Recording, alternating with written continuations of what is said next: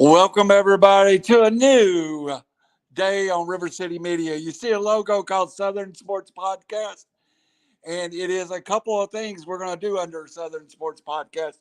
Don't know if this show is going to be called Southern Sports Podcast, but we've took a couple of shows, being Below and the Boys, and this show, brand new tonight. Welcome to you and to us, my friend Phil Harris coming in from Alabama. Phil, we're going to have to name the show sooner or later. You got to come up with something. Yeah. Of course, you talked about us doing this. I guess we've got a face for radio, but maybe we need to tie that in some way. Absolutely. I was telling you that we get more listens when I do audio only, and I like to think my face helps that because people don't have to look at me. Hey, that's where I've made my living in radio. It's no face. Hey, well, this is a new friend. Phil and I have been friends for 30 years. We've talked about doing this podcast. Just a little bit about what we want to get accomplished. We want to cover. We have a college logo up, and tonight most of the show is going to be about college football. But Phil, we want to talk about high school sports in the area, especially the Chattanooga, North Alabama, North Georgia area. And we want to integrate the college football, baseball, and basketball we love. Yeah, and what you're talking about in sports is high school. So, of course, we're going to cover teams. But, I think also, which is good, and you've done this in the past, is, finding people out there that have played, high school sports, have moved on to the college level, maybe to get them in, bring them in, interview them. And I'm just going to give you an example in this, like if you get a college athlete to come on to interview. We hear all this talk about the NIL, about from the coaches' side, right, how it affects things. I want to talk to kids about when they get to the college level about how that NIL affects them, both good and bad. Those type of things I think people are really interested in because they don't hear that side. And we do have a different approach coming to this. You and I have been involved in high school sports for 30 years. This was my first adventure kind of into the world of college football and other forms. But I think we have learned through the years that folks want to hear from the kids too, and young adults. I think that's what we have the ability to bring to them. Yeah, because, the scoreboard show I do, that's the biggest part that we try to concentrate on is, putting kids on a pedestal because they're heroes for a little while. Eventually, they're going to finish playing, and they're not heroes anymore. They go into everyday life.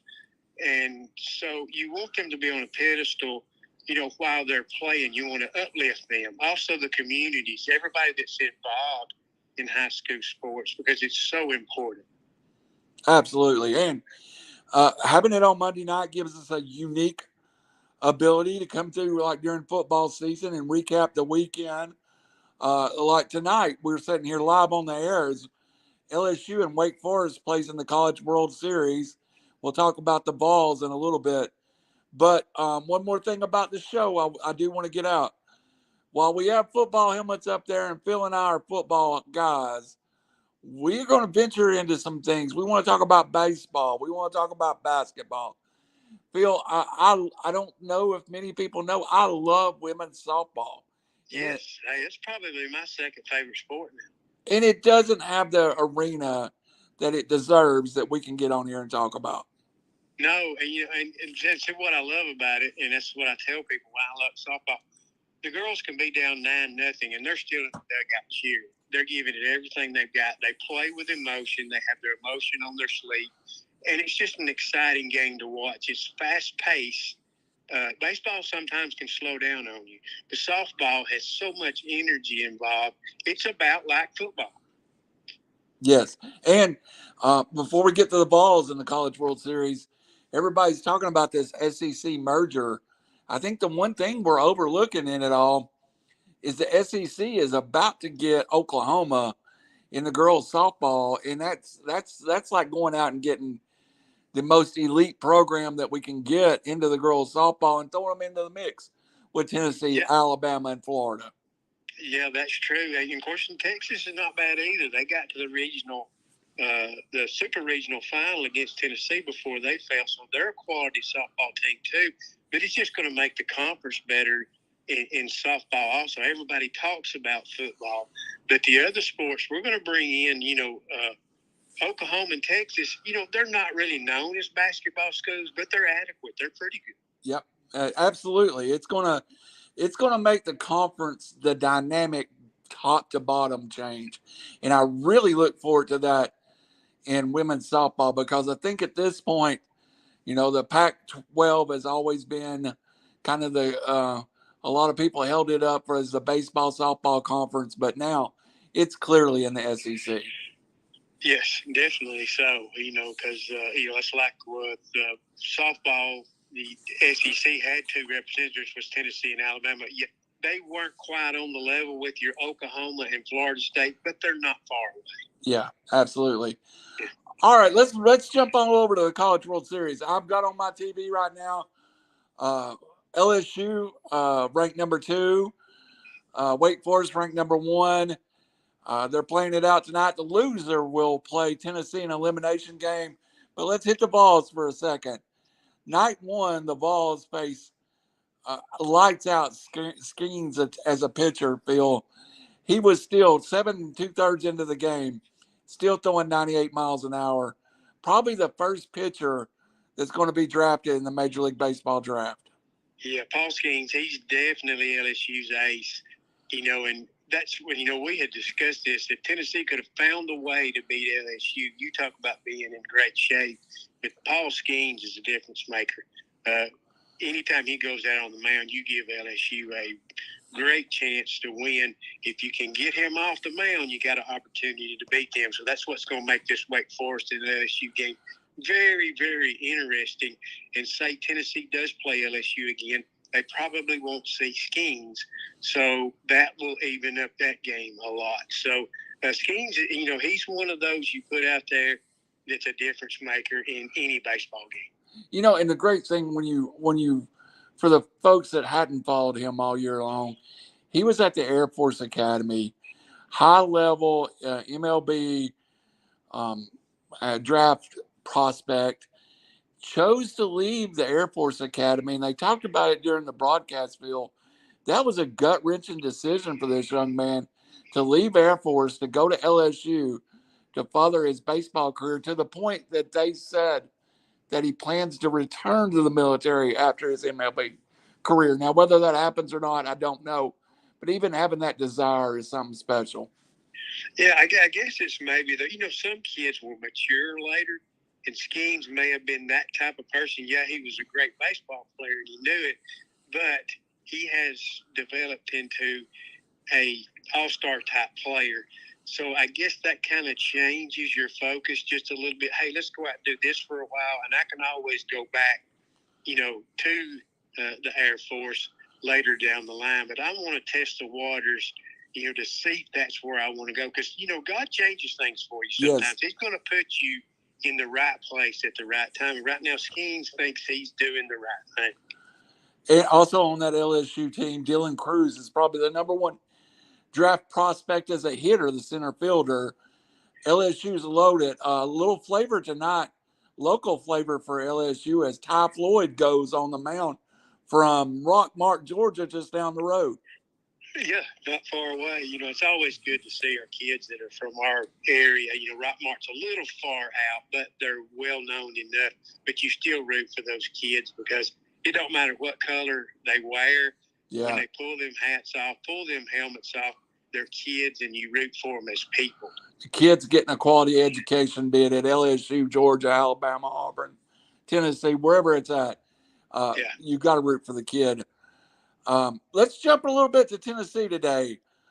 Chase Dolander, the number 1, I guess the Vols' number 1 pitcher in name, or maybe not, expected to go in the first round of the MLB draft, gets roughed up today in the first 3 innings, and Stanford jumps out on the Vols and gets a little lead going, and Vitelli goes to the bullpen and just shuts it down with Chase Burns.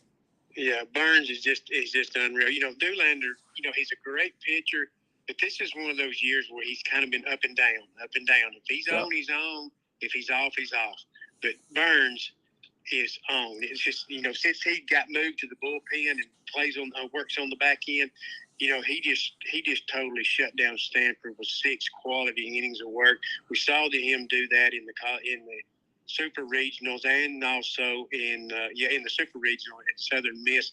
He had a great outing that led Tennessee to a big comeback win, and that was the same thing that happened with Stanford. They were down 4-0. He slammed the door and gave them the opportunity to come back and win that game. At Southern Miss, he came in throwing 101, 102, and finished out 3 innings later at 99. The kid struggled when Vitelli put him in the rotation. Something about coming in out of that pen, though, he's just lights out, even if he stretches it out 6 innings. What I think some of that is when he comes in, he's very emotional, and he probably has a hard time pacing himself. But he comes in, he's a high energy type player, and the kids feed off of that. So I think that's what makes him so effective. When he knows he's got to pace himself, he's not quite as emotional. When he gets to wear his emotions on his sleeve, it makes him a much better player. Phil, with going 3 innings, and we don't know what's in Tony Vitelli's head, but Dolander is there as a viable option to go 3, 4, 5 innings if he needs him. Could you bring Burns back? Say the Vols get into a 9th inning with a lead.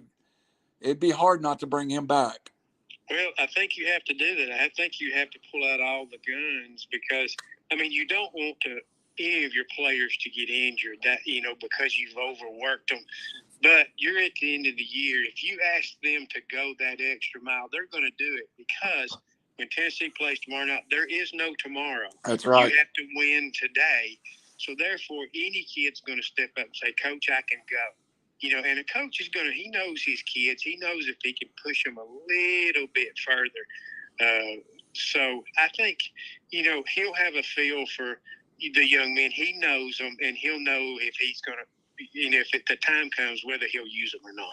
On the other side of that bracket, just to touch it for a second, Florida sits there 2-0, having beaten Virginia, beaten Oral Roberts. Virginia eliminates TCU, so now you have Virginia that's going to match up with who did Florida beat last night? Oral Roberts. And then Florida basically is 1 game for getting to that 3-game series. So Florida is sitting pretty. And the winner of this game, LSU Wake Forest, will be sitting pretty tonight too.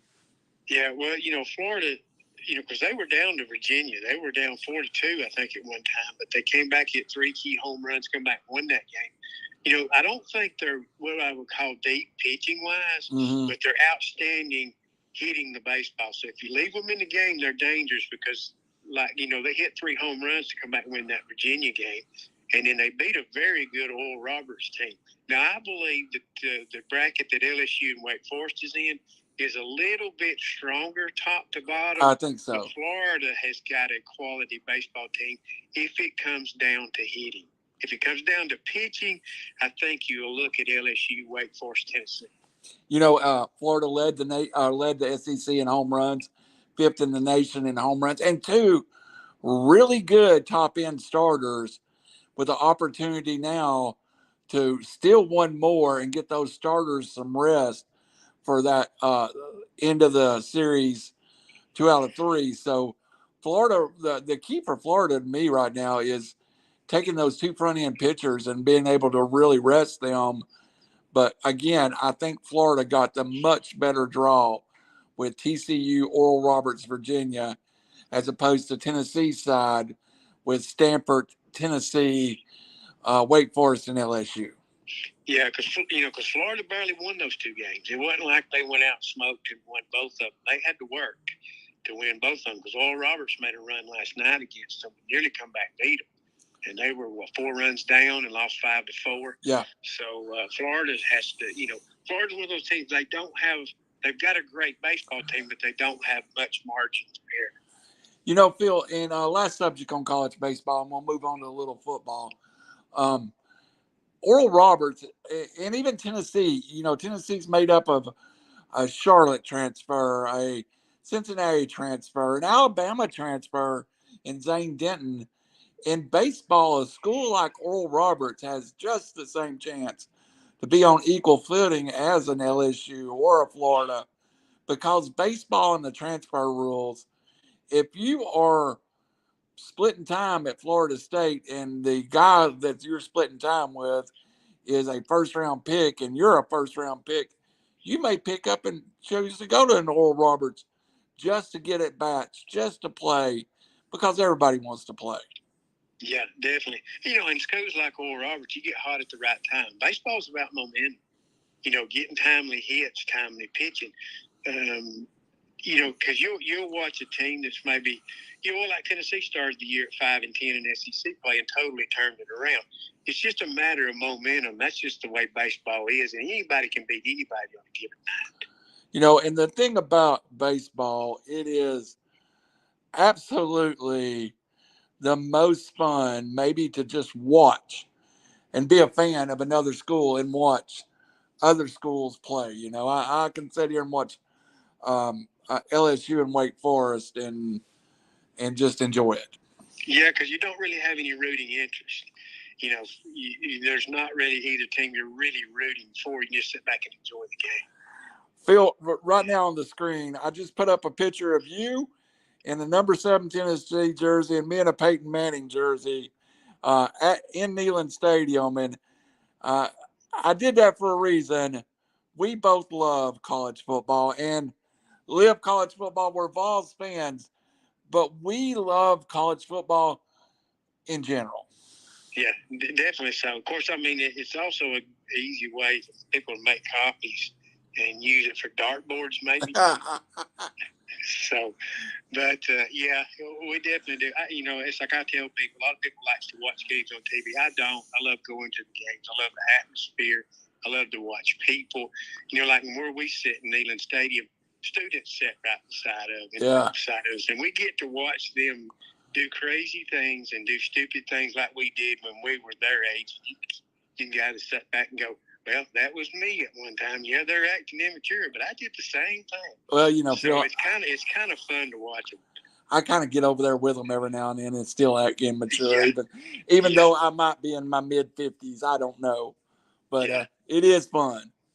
Yeah, just like when if you try to go out on the field, we have to shove you out there in a wheelchair. It takes a police officer and 4 students to get me down there. We found that out earlier this year, but it's not my fault. But I went through and I picked 3 stories that here we sit in June that I think will shape SEC football this fall.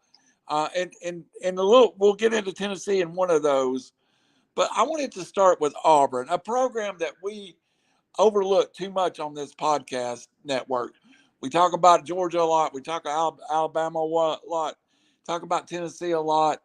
Even over to Nashville, we'll talk about Vandy, but we overlook Auburn too much. And that Auburn team this year has, to me, one of the most interesting coaches situation in the nation. Hugh Freeze returning from Liberty after his debacle at Ole Miss, where he's a highly successful coach. It was more personal issues off the field.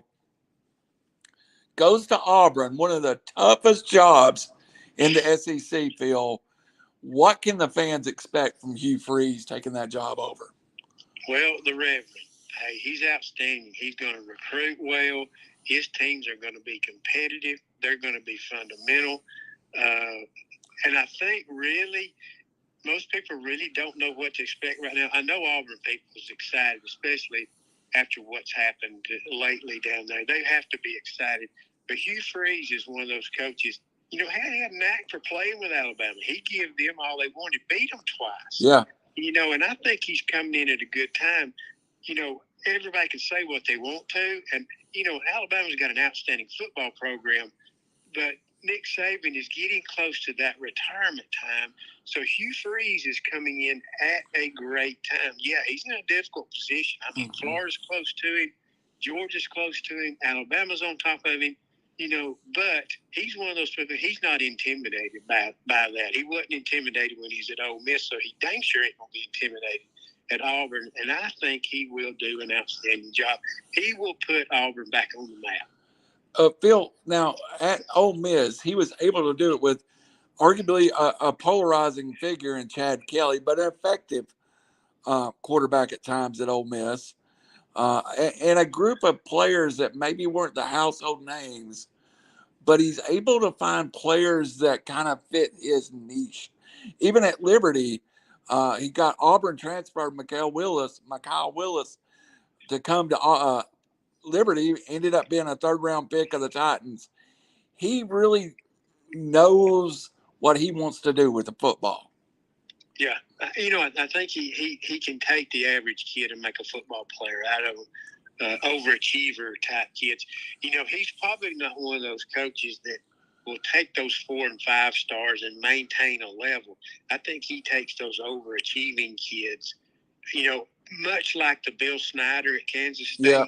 He takes those underachieving kids that are great effort kids and makes football teams out of them. And I think Hugh Freeze just takes players and just plugs it into his system, and it works. He never has a drop-off. When people criticize, I've heard it about Josh Heupel, 3-star U. I've heard it about Hugh Freeze.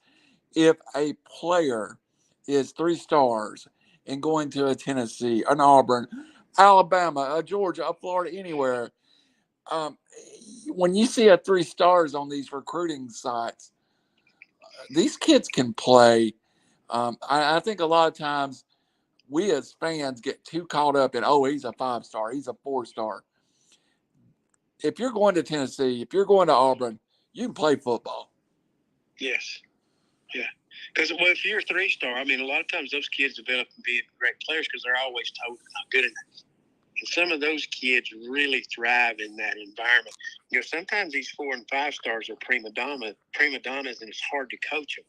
But these 3 stars, they may have to redshirt a year, but they become great football players, smart football players, and they're players that coaches can count on to be role players, and sometimes they turn out to be outstanding players. And we just got a comment from somebody that will be joining us on this show from time to time.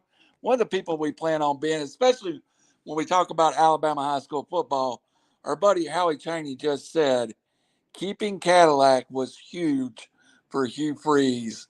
So keeping Cadillac in that direction of that program that Cadillac had kind of established, Phil, that was huge to his momentum in this recruiting cycle and moving forward.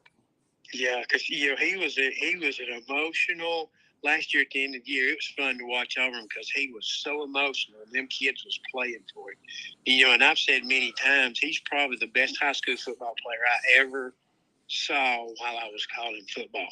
So, he is an outstanding person. He's a good role model for those kids, and he's going to be a good recruiter. And just the publicity he got last year at the end of the year, that's a big step for Auburn, and that helps them in the recruiting process. Phil, that's another reason not to have video on this podcast when we bring Chaney on. That helps. He's another one of those like us. He's the face for radio. Yeah, he does. Yeah. Phil, if you were going to throw out, and then we'll move on, one prediction for Auburn this year. By the way, before we go to Auburn, I want to say something about Boo Carter. Here from Chattanooga that committed to UT. I heard a lot of Boo Carter comparisons this week because, like you said about Cadillac Williams back at Etowah County, he was as good on the defensive side as the offensive side. Boo Carter is a similar situation. But I want you real quick to tell everybody the story about Cadillac at strong safety.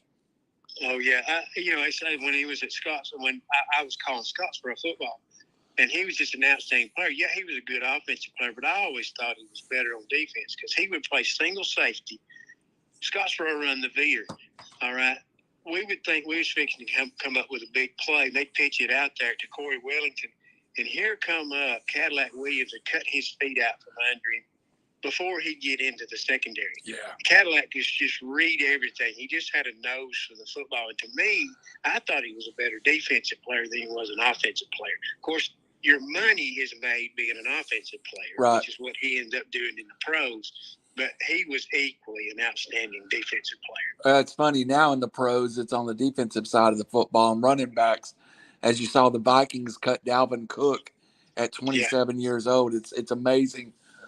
Okay, let's move on down the road a little bit to Alabama. And I start this by saying we're not here to Alabama bastard. An Alabama fan, you're welcome. And I'm sure we're going to open up to comments at some point or in phone calls. But a couple of years ago, Phil, that quarterback room was Tua, Jalen Hurts, Mac Jones.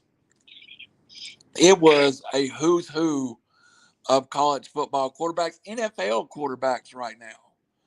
And Bryce Young was waiting in the wings. And Bryce Young in the wings. I knew there's a fourth I wanted to bring up. Here we sit, though, in June. I don't think Alabama knows who takes that first snap of the year. And there is a huge question mark at that quarterback position. Is it Milroe? Is it Ty Simpson, the Tennessee kid? What is your take and what have you heard down being in the Alabama area? Well, the latest I heard now, of course, Bushner come in from Notre Dame. Of course, he's had play time, got experience at the starting level. Simpson's probably right now a little ways away. I mean, if the other two fails, I think he would move into that spot. But, you know, he's still a young quarterback, an outstanding player, but he's still young and will probably be the future. But right now, I think Jalen Milroe is starting to separate himself. The last article I read down here was that he is starting to separate himself from the rest of the field. Now, he's an outstanding talent, and, you know, he's going to be able to run the football. The deal is with him is how is he going to do under pressure throwing the football? There's nothing wrong with his legs. He's going to make things happen. But what made Bryce Young so good last year, it wasn't him running with the football. It was moving. You know, we saw him in Knoxville, and that's the first time I really ever watched him play. And when you see him in a live environment and you watch him play, I've never seen anybody. And now, when he'd set in the pocket and throw the football, it was 50-50. You didn't know what was going to happen. He was a good quarterback. If he ever moved his feet, got on the run, he was deadly. He could thread a needle from 30, 40 yards away on the run. And that's what I think, if he's able to do that in the pros, he'll be an outstanding player. I don't think he's going to be that sit-still type player, but that's what he didn't do well at Alabama. But when he's on the move, he was the best. You know, Phil, I said after watching Bryce that he was the best quarterback I've ever saw in the move, and that Tennessee actually done Alabama a favor by getting him off the spot a lot of times, because once he's off the spot, he's even more dangerous. Oh, yeah, they flushed him all day long, and when they did, they paid for him. Now, the one guy would have a chance to make the tackle, and when he didn't, boy, he'd make us pay. Yep, and get to the sideline, freeze, and throw it 40 yards downfield. Yep. Now, Ty Simpson, the youngster, now 5-star, all the talent in the world. Dad's the head coach, or was the head coach at UT Martin, football background. But it seems like since he's been at Alabama, he just has took a moment to develop. I would not be shocked if Ty Simpson, if Milroe starts this year and all of a sudden halfway during the year, something clips in Ty Simpson or something clicks going into the 24 season, and he's just all of a sudden that quarterback that was projected to be 2 years ago. Yeah. Oh, yeah. I think he's ready to step in if Jalen Milroe fails. But, Alabama has other question marks too. It's not just quarterback. Everybody will talk about, well, we think we're going to go back to running the football and, to make our defense better. Well, Alabama struggled on defense the last 2 years heavily, and they have had heavy NFL losses. So what they've done is they've had to outscore people. Well, now I don't think they're particularly want to try to outscore people anymore, so they're going to have to be better defensively to protect the quarterback situation. So I think you will see them run the ball more. Yeah. I think you'll see them throw when they have to and run when they want to, which other way it's been the other way around. So I think you're going to see a different Alabama football team. Whether they're going to be successful, we'll find out. But I think they're going to go back a little bit toward old school, because you and I know, too, last year they didn't have that wide receiver core that they've had in the past either. Right. And they have a freshman 5-star sitting on the bench, and everybody, and I'm blanking on his name, but I've heard so many compliments about this kid, and he's the future. I wouldn't be shocked to see them kind of go by a running back committee and have a couple of different backs, including a freshman that's featured on this team. Yeah, I think they will. Of course, they've got to get, they know that, Alabama can pass block. Now they got to learn to run block. Yep. And I think up front, I think they're good enough up front. But the change in philosophy, they're going to have to be dominating up front, something they haven't been doing, because everybody's talked about how they struggle running the football. They got to be dominant up front running the football if they're going to be successful. Now, the last one we'll cover, and then we're going to look real fast at the 24 schedules and talk about them, is something near dear to our heart, and it is Josh Heupel in the Tennessee program. Phil, I tell people I'm afraid our fan base might be a little disappointed this year, but I think we're a better football team. We went from a 7-5, good first year for Heupel, to 11-2, the first number one in Tennessee's college football playoff history. Lost to Georgia, then upset at South Carolina. But this football team was on the verge of making the playoffs, and he was a year or two earlier with that. What does what does success look like for Josh Heupel in 2023?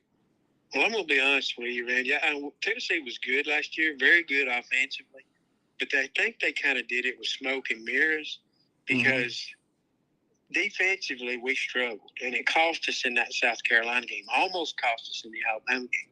I think where Tennessee's going to be better is the defensive side of the football, so they don't have to be so perfect on offense. I don't think they're on the level with a Georgia yet, but I think they can be a lot more competitive, because I think they can now create turnovers and get stops at big times, so they don't have to be perfect and score every time on offense. So, will that mean more wins? I don't know, but I think overall we're going to have a better football team.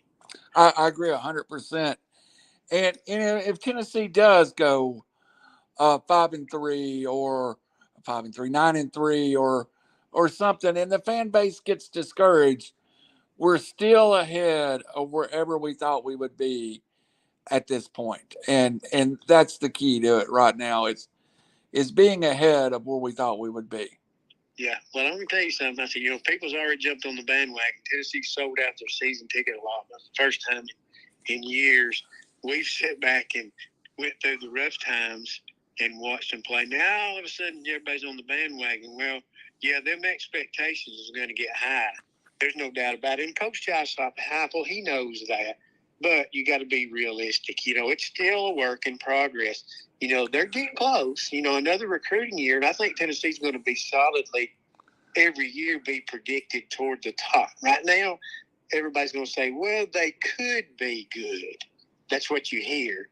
But we just don't know yet. Well, every year, Alabama can lose 22 starters, and somebody will have them ranked number one.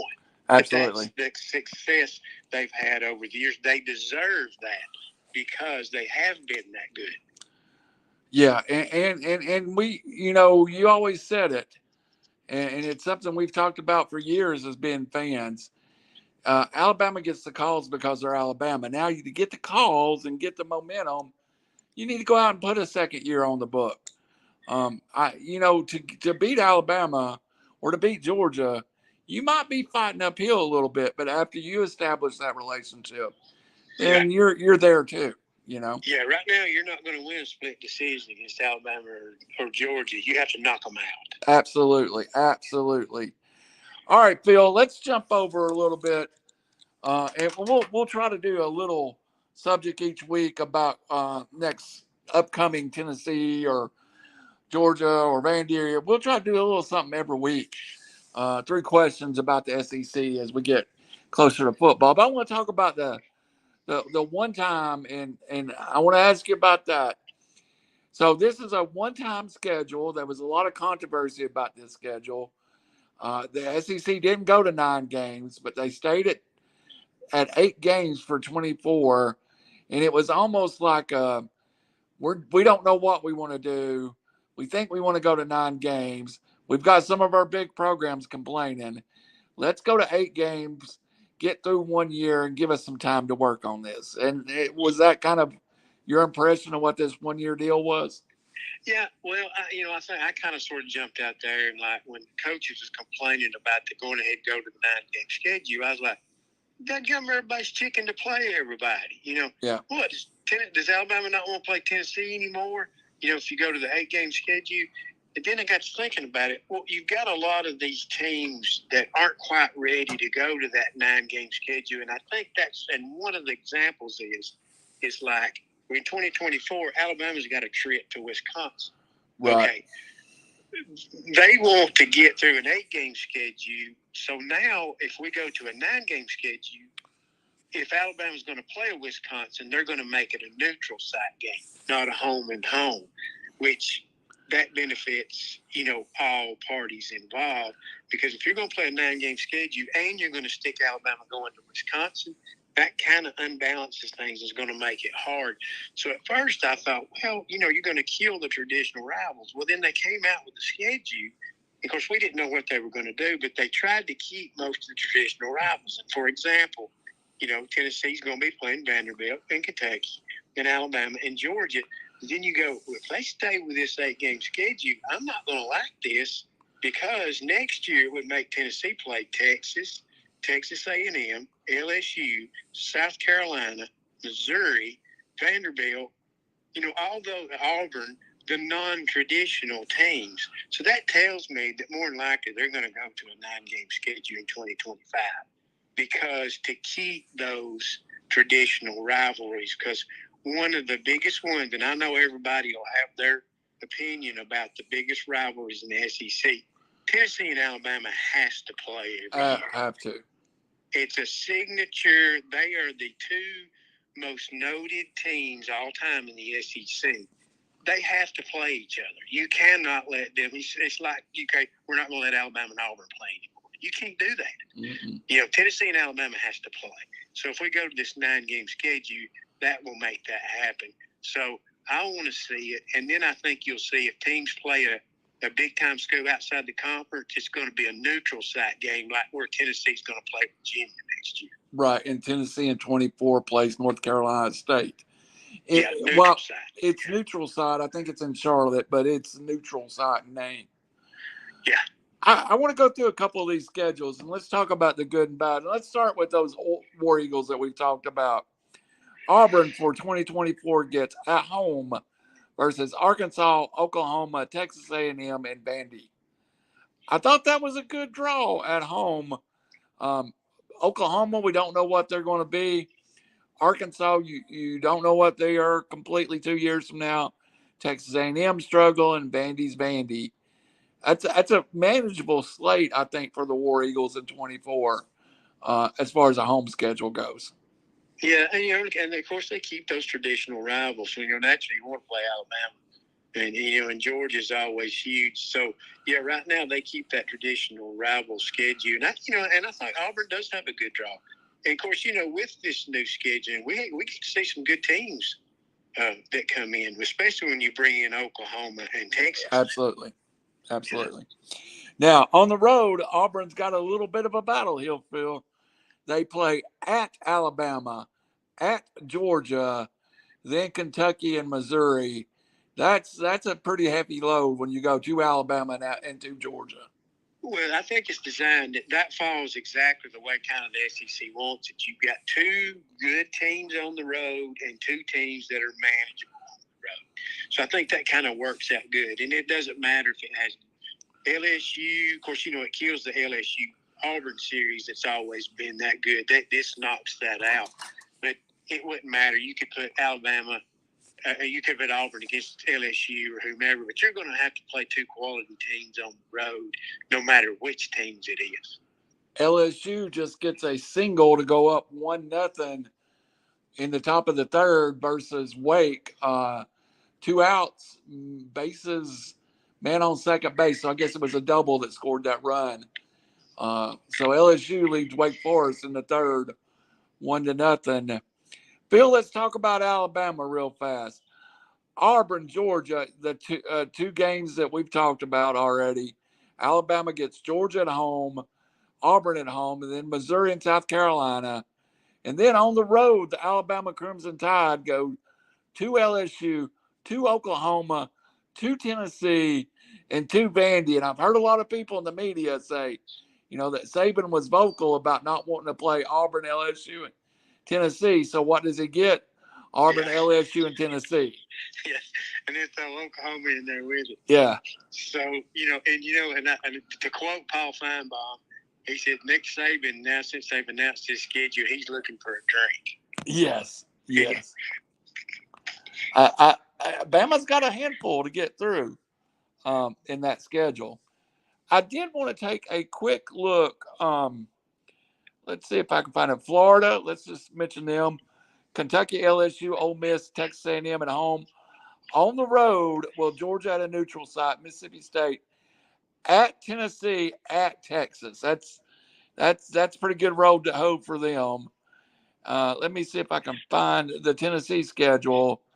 Is Alabama at home, Florida at home, Kentucky at home, Mississippi State at home, on the road at Arkansas, Georgia, Oklahoma, and Vandy. Phil, that's a good schedule though. That's a schedule as a fan I'm gonna enjoy. Yeah. Oh, yeah, definitely so. I mean, Arkansas is going to be a tough act because we have to go there. Mississippi State's got a quality football team. They come to Knoxville. Of course, we get the traditional rivals in Kentucky and Vanderbilt. Two teams Tennessee does normally beat. But I was surprised they put Georgia on the schedule this year. I was thinking they might stick a Auburn on there or somebody like that. But we got to keep Florida and Georgia for right now. And I do like that. Of course, now Florida's got a tough schedule because Florida is kind of the way we were a couple of years ago. They're down toward the bottom trying to climb out of a hole. So anything's going to be tough for them because they're looking for any kind of momentum because, they derailed at the end of last year. Mm-hmm. So they need something to go well. And that schedule is tough for them. For the people that was Florida hating last year, and at the end of the year, they were horrible. But you got to remember, at the beginning of the year, Florida beat Utah and played Tennessee well in Knoxville. Now, the Vols kind of let them back into the game after they had their foot on their throat. But probably two of the best effort Florida had was early in the year, beating Utah and then going on the road to Knoxville and losing by a possession. Well, if you'll notice, of course, their quarterback did well against Tennessee. Is it Henderson, I think? But Tennessee had a way of making road quarterbacks look good when they were just, like he looked good against Tennessee, and Stetson Bennett looks good against Tennessee, and Bryce Young looks good to Tennessee, and South Carolina's quarterback looked good against Tennessee. So at times we made quarterbacks look really, really, really good. So, Florida after the Tennessee game kind of sort of slid and went downhill. Absolutely. But that day, they played their best. I mean, they played their best game all year, I think. Because they gave us all they won. Because we were up 3 scores, I think, in the third quarter, and they got back in the game. And it wasn't anything we did wrong. They just started doing everything right. Anthony Richardson, first-round pick of the Indianapolis Colts, 4th overall, which a lot of people criticized and said it was too high. So I guess we'll find out. Phil, we're running out of time, and I have one more. We won't go too far in the leaves, but I do want to bring up recruiting and why it's so critical. Now, the SEC and the NCAA, we have an early signing period in December now. And most kids sign in December. Tennessee's 2 heaviest recruiting weekends, and I know Tennessee because I'm a Tennessee fan, is last weekend they had in, I think, 11 or 12 recruits. Next weekend they have 13 recruits in, maybe 14. It has remade recruiting. What we used to sit around and watch January and February, those visit days, now has become June and July. And kids want to wrap it up before their football season. And then they roll most of the time to participate in bowl practice. It's a different world in recruiting now. Yeah, definitely is. But you better get all your I's dotted and T's crossed in the summertime, because that's when these kids make their decisions. And of course, that's a big advantage for the elite schools, because they go in and say, "Hey, if you're going to commit, you better get here because we're going to run out of room." I'm telling you right now. So it puts a little pressure on the kids to go ahead and commit, which that makes the college job easier. That way, when football season starts, recruiting isn't as hectic, and because normally you're recruiting all the time. You're even recruiting in your open week. Well, see, now you get a lot of that over with, and you can concentrate on football. And we as fans that go to games, we're at 7, 8, 9 Tennessee games a year. You see, it used to be in the student section, we would see tons of recruits brought over to the student section. Now, during the football season, there's not as much recruiting as there used to be. No, a lot of them, it's already players that are committed to just come and visit, or they'll come and visit. That maybe they're committed to other schools, and Tennessee will welcome in. Of course, there's going to be a few out there that's going to be later in the recruiting process, and you'll see them on the sideline. But most of the time, you see the kids that are there are juniors or sophomores that are at ball games, not seniors. And if they're seniors, they're there kind of on unofficials just to watch the football game and go experience the college life. Yeah. All right, Phil, we've done our 45 minutes or 50 minutes. I'm excited about what this is going to bring and the opportunities we have to kind of bring a different twist to this. And again, folks, you see up there, we are on Facebook, iTunes, YouTube, Twitter. We are growing rapidly. I'm very proud of what we've accomplished at River City. Phil, we're going to have 6 figures visit our Facebook page this month, and we need you to like and share it, and then that opens it up. We can get some guests on here, Phil. We can get a little better guests maybe than we could. Get in with some company, the SEC and some of the schools, and a twist. We might bring some local junior college action. Maybe hear from some people at Chattanooga State or Walter State. But we want to embrace the kids that we've all grew up watching, and Evan McPherson's coming in August to kick in Mercedes-Benz. Howie Cheney, our friend, was talking about it. You got a kid from Fort Payne that's going to be just up the road kicking in Mercedes-Benz, and that's special. Yeah. Well, and too, there's a lot of local athletes, especially I know of some that are at the college level that I'm going to reach out to. That, it'd be nice. It's like we're saying, it'd be nice to hear their stories, how they got where they're at, what it's like to play at the college level. Because that way our young kids can understand how the process works, and they hear it not from the coach's side, they hear it from the player's side. And I want to know how this NIL develops young people into making a living when they finish their playing days.